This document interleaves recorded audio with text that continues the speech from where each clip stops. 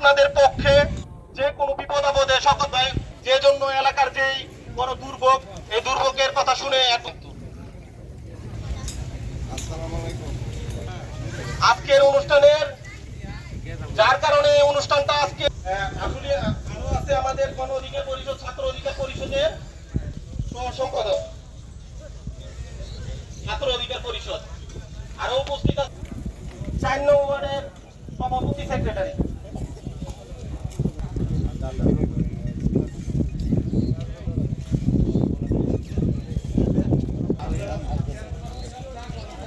এখন এই গণস্বাক্ষর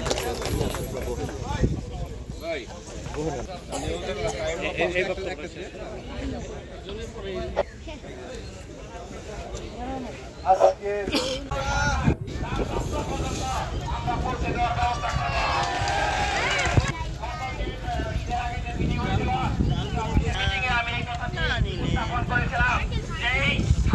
হামিম গ্রুপের মালিক একে আজাদ সাহেব অবৈধভাবে ওনাদের এসিযুক্ত দূষিত ময়লা পানি এগুলো আমাদের এই যে গজের খালে ফেলানোর জন্য পরিকল্পনা করছে এবং এইখানে আমরা ছিলাম, আমাদেরকে কথা বলার কোনো সুযোগ দেয় নাই। উনি স্বয়ং আসছিল এখানে, তারপরে উনি বলছে যে আমরা এখানেই ফেলবো।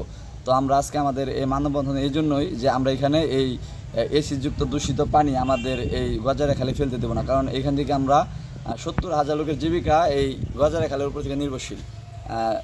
এখন বর্ষার দিন, এখন মাছ মেরে খায়, পূর্ণামাসা দিনে ওনারা ধান চাষ করে হাজার হাজার লক্ষ মন ধান ওনারা করে। এই আর ওনারা যদি কাজ করে সেক্ষেত্রে আমাদের করণীয় একটাই, ওনারা লাস্টে বলে গেছিলো আমরা ইটিভির মাধ্যমে 1 মাস এখানে পানি ফেলে চেক করব।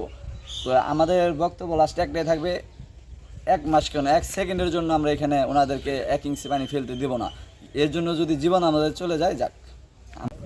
আজাদ গ্রুপ, হামিম গ্রুপ, আরে হামিম গ্রুপ আপনি বলেন এগুলো যে আসলে আজাদ সাহেব ইনি কিছু লোক দিয়া এই কাজটা চুক্তি ছিল 5ই আগস্টের সময় আমাদের তাদের দেওয়ান এই দিয়াখালীর এই 7,500 একর জমিকে নষ্ট করে কেমিক্যালের বজ্র ফেলানোর জন্য একটি উদ্যোগ নিয়েছে এবং মোটা পাইপ দিয়ে এই হামিম গ্রুপ একটি মোটা পাইপ বসিয়েছে।